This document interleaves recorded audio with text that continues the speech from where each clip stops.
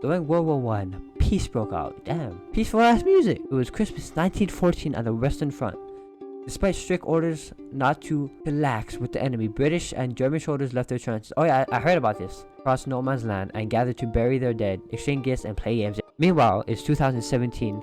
The West has been at peace for decades, and wow, we suck at trust. Surveys show that over the past 40 years, fewer and fewer people say they trust each other.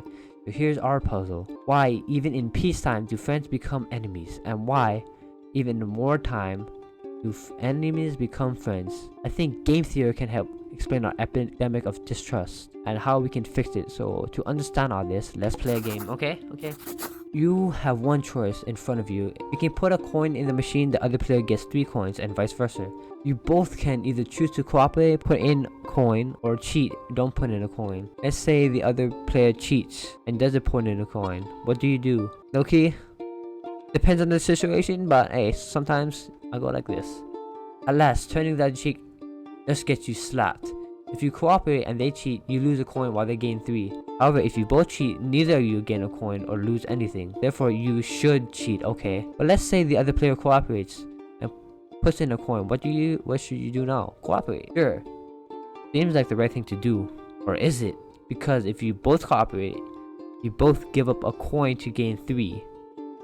So score, okay? But if you cheat and they cooperate, you gain 3 coins at their cost of 1, okay? Therefore, you should still cheat. Okay, I feel like their situation is all about that greed. That's kind of like in life, and that's our dilemma now. Trust is nice, but I can let others take advantage of you. That is true. Or shoot you as you come out unarmed out of a trench. Sometimes distrust is irrational. But now, what happens if we play this game more than once, okay? Now, let's play this for real. You'll be playing against 5 different opponents, each with their own game strategy. With each opponent, you'll play anywhere between 3 to 7 rounds. You won't know in advance when the last round is. Can you trust them, or rather, can they trust you? Okay, so first of all, I say always at the start, cooperate and see what happens. Okay, nice. Both cooperate, nice. On a rational standpoint, since they did something, you can kind of trust because you both understand, like, okay, this is good and this is good. So you should cooperate again. There we go. And there's trust again. So there's always trust is keeps going. Okay, and then you get more coins. You just keep cooperating. That's how it is. And then, you know, keep going. See, and everybody wins. As always, you cooperate and see what happens.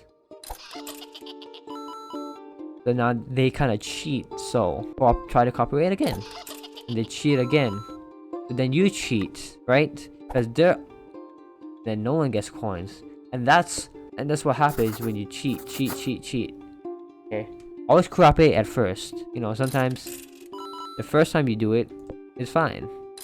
And you keep going. The trust builds.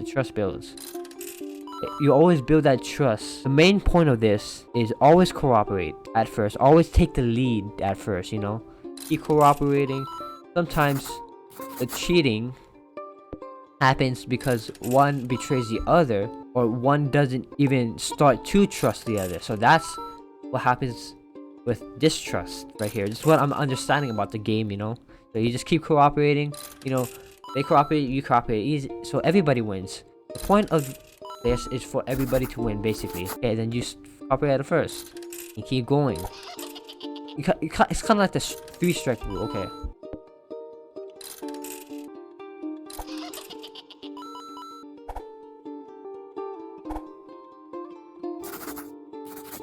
So, and your score is 30, which ain't bad. The lowest and highest popular scores are 7 and 49. Okay, I did pretty good. So, who were these strange characters you just play against? Okay, so the first one, copycat. Hello, I start with cooperating, and afterwards, I just copy whatever you did in the last round. Graduate, listen, partner, I'll start cooperation and keep cooperating, but if y'all ever cheat me, I'll cheat you back to the end of tarnation, okay? Yep, always cheats. This is the type of people that are bad for the world. Always cooperate. Let's be best friends. Detective, first, I analyze you. I start cooperate, cheat, cooperate.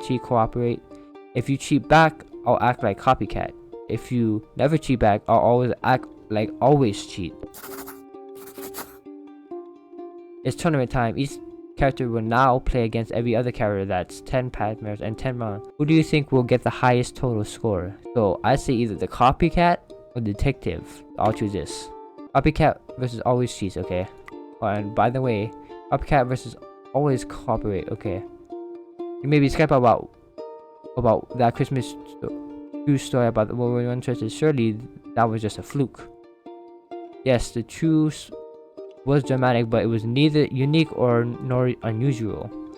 Not every trench joined in peace, but it was pretty widespread. Many front lines came up with the idea independently, and again, despite specific strict orders not to.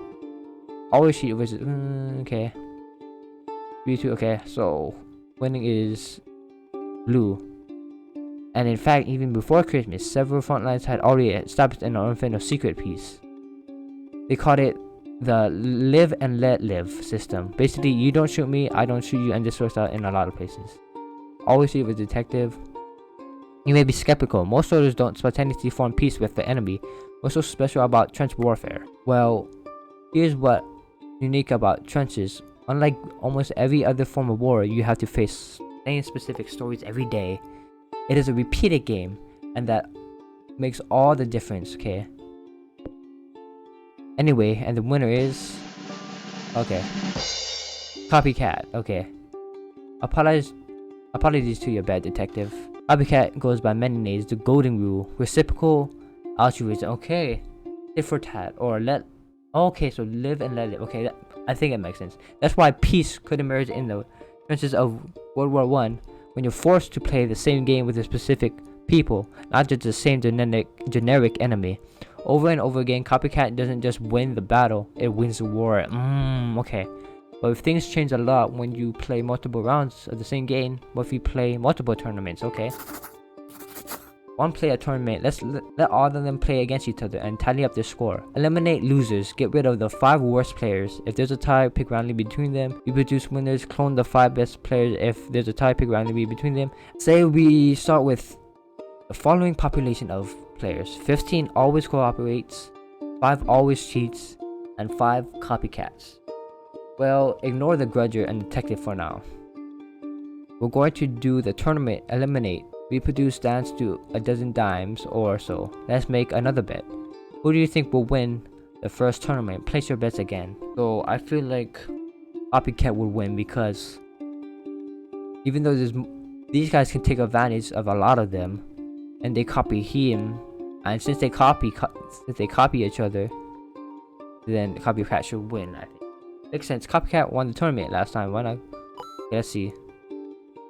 Oh shit. Okay. Alas, Copycat did not win, but at least they didn't go do as bad as Cooperate. They got eaten up by always cheats. Those numbers have now increased by 5, but let's try a few more rounds, okay? So then the cheats win again. So we produce our 5. Always cheat is still growing at the expense of always cooperate. Play tournament. Okay, so they're always gone, okay? And now all the always copy are dead. But wait. Yeah, okay. Okay, I think I understand this now. Kinda. Cause like, wait, let's see if they explain it first. We put the top 5. That's right. The always cheats become a victim of their own success. They exploited the naive always cooperates, but once they ran out of them, they had to face up the copycats who are nice but not naive. Okay, interesting. Okay, interesting. We pursue top 5. By simply copying the other player's move, Copycat can play nice with each other, while always just cheats themselves. Not only that, but it also means Copycat can always cheat a taste of their own madness. Okay, so this is basically what's happening. So since the always cooperates is gone, right? That's all they can exploit. So they exploit between each other and with them, but at the expense of these guys, but also cooperating with themselves. I see. Yeah, eliminate both. So that's so cool. That's an interesting. I actually really like this game. This is actually gets you to think about Moors and stuff. copycat inherits the earth. So in the long run, you're right, copycat wins. Always cheats, may have won in the short run, but its exploitativeness was its downfall. This reminds me of a quote: "We are punished by our sins, not for them." This is similar even if we put Grudger and Detective back in. No, sometimes a few grudges may stick around because when all players except Grudger and Copycat are limited, the two tie. So it seems the math of game theory is telling us something, that Copycat's physiology: do unto others as you would have them to do unto you, may be not just a moral truth but also a mathematical truth. Oh, that's hard! However, there's a problem, okay? Look around. The world is full of total jerkwads. If Copycat is a strategy in this repeated game of trust that's so powerful that even soldiers in World War I trenches independently evolved a similar strategy called live and let live. Why then are there so many untrustworthy people? What's causing our epidemic of untrust? A clues in that sentence itself. In this repeated game of trust, so far we only talked about change in the players. What about change in the game? What could lead to the evolution of distrust? Okay, before everything goes to heck, let's start with something nice. Here's a world filled entirely with always cooperate, except for one always cheat and one copycat. As you already know, copycat wins annually in the long run, but under our current rules. But that's under our current rules, which say that players play against each other for 10 rounds per match. Does copycat still win at 7 rounds, 5 rounds, 3, 2, 1? Change the number of rounds, or 1 round.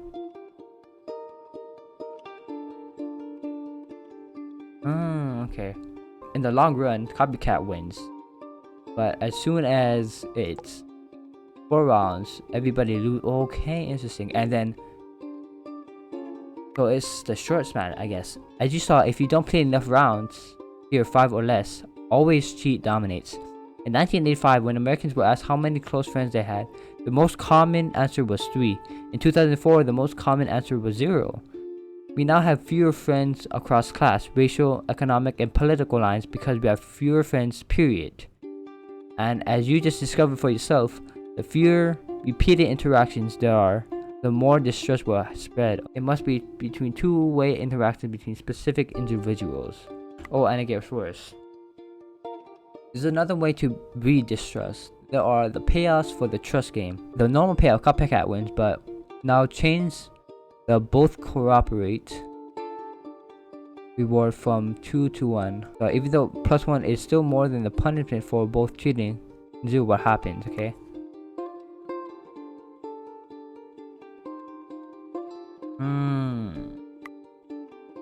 The same thing happens with a lower win-win reward.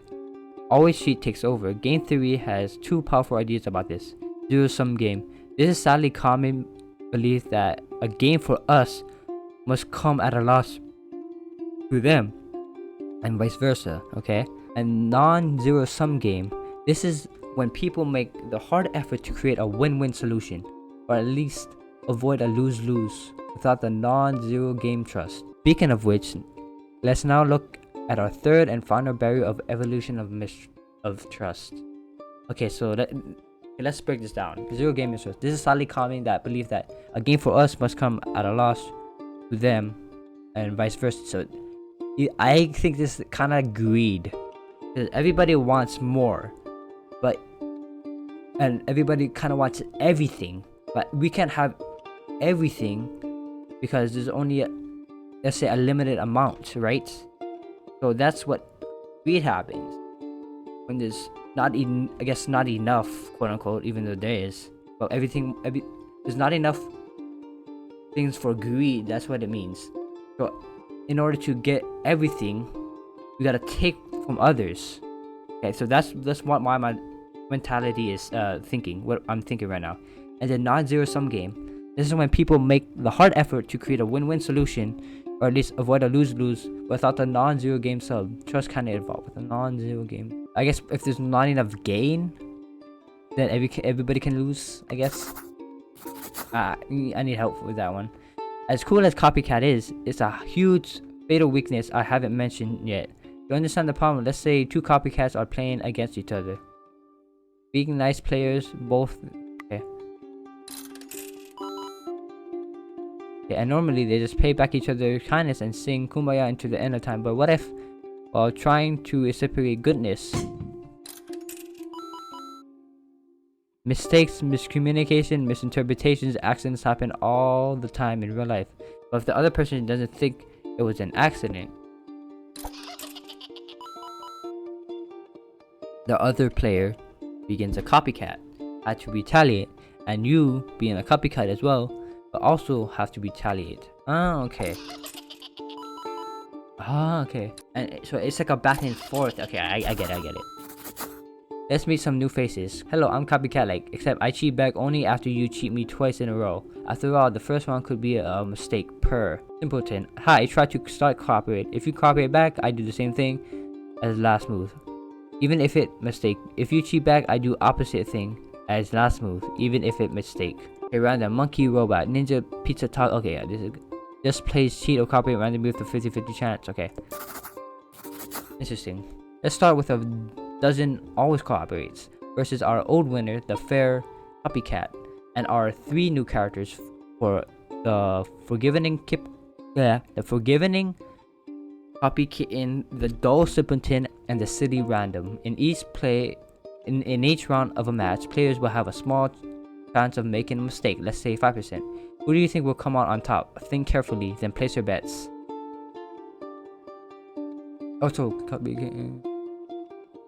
so I don't think Ryan's gonna win. Simpleton is a bit too simple.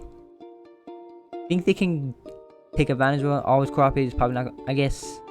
Let's stick for copycat for now. Okay. Same thing happens. Oh, and then yada yada yada. Okay, so they got okay. Now it's random. Okay. Okay, next. Okay.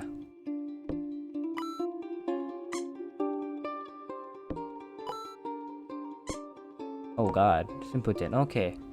The bet was close, but no cigar. Simpleton wins. This is because Simpleton is actually capable of exploding and always cooperate. They both start cooperating, but if Simpleton makes a mistake and cheats, since always cooperate never retaliates, it keeps cheating them. The same thing as before, except instead of half always cooperate, it's half always cheat.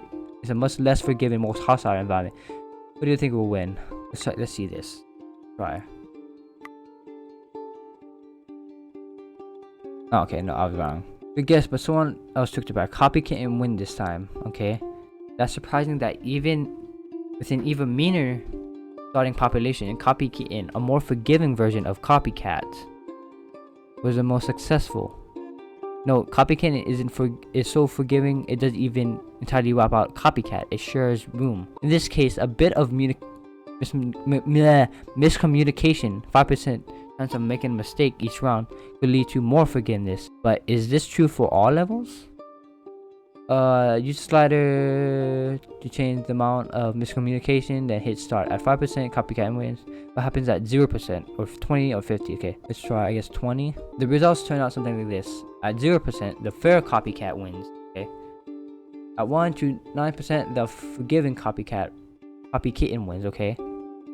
At 10% to 49%, the unfair, unforgiven, always cheat wins. At 50%, no one ever wins. Okay. This is why miscommunication is such an interesting barrier to trust. A little bit of it leads to forgiveness, but too much of it and it leads to widespread mistrust. Okay. I think our modern media technology, as much as it helps us increase communication, has increased our miscommunication much more. Okay, yeah. That, I 100% agree with that, because everything can be taken out of context. And that's why there's a lot of hate. Game theory has shown us the three things we need for the evolution of trust. Repeat interactions. Trust keeps the relationship going, but you need the knowledge of possible future repeat interactions before trust can evolve. Okay, so you gotta show that I trust you in order to trust them, and vice versa. Okay, possible win-wins. You must be playing a non-zero-sum game, a game where it's at least possible that both players can be better off. A win-win. Low miscommunication. If the level of miscommunication is too high, trust breaks down. But when there's a little bit of miscommunication, it pays to be more forgiving. Okay, this is basically in a relationship. Okay, so repeated interactions, but just basically what I'm saying. Okay, in a relationship, let's break this down. In a relationship, right? Both partners need to trust each other and understand and show trusting each other by like not being obsessive everything or questioning what they do. Okay, and both need win-win out of this situation, which is just to be happy. I give you love, you give me love, we both are in love, both more happy, and not just that, but also, you know, economic wise and other things like that. And then miscommunication is also really good. It's like, I trust you, but just tell me what you're gonna do. Because like, if there's a lot of miscommunication, you're gonna think they're gonna be cheating, or like, oh, don't worry about it. Like, I'm gonna worry about it. If you say don't worry about it, maybe okay, you know, sometimes maybe I'm just doing too much. But if they keep doing that, then there's gonna be mistrust because of the miscommunication. Okay, that's actually very interesting. Of course, real world trust is affected by much more than this. Yeah, there's reputation, shared values, contracts, cultural markers, blah blah blah. And let's not forget, okay, if there's a big takeaway from all of the game theory, is this: what the game is defines what the players do. Our problem today isn't just that people are losing trust, it's that our environment acts against the evolution of trust. That may seem cynical or naive, that we're merely products of our environment, but as game theory reminds us, we are each other's environment. Yes, in the short run, the game defines the player, but in the long run, it's us players who define the game. Bars! So do what you can do. Create the conditions necessary to evolve trust, build relationships, find win-wins, communicate clearly. Maybe then we can stop firing at each other, get out of our own trenches, cross no man's land, come together, and all learn to live and let live. A Christmas truce between opposing trenches. Damn, that was a really good game. Oh goddamn. Yo, shout out Nick Case. That's really pretty cool. Like, Loki, support this dude. This is a fire game. It's very educational, Loki. That it really shows that like trust is important.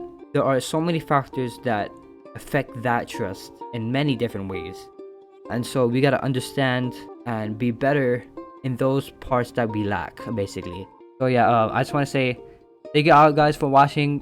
Shout this guy, go up with a Patreon, play this game and try to understand it for yourself. Let me know what other games I should play. Thank you all so much for watching. I'll see you guys all in the next video. Everybody take care, peace, trust one another, communicate with one another, and yeah, that's all folks.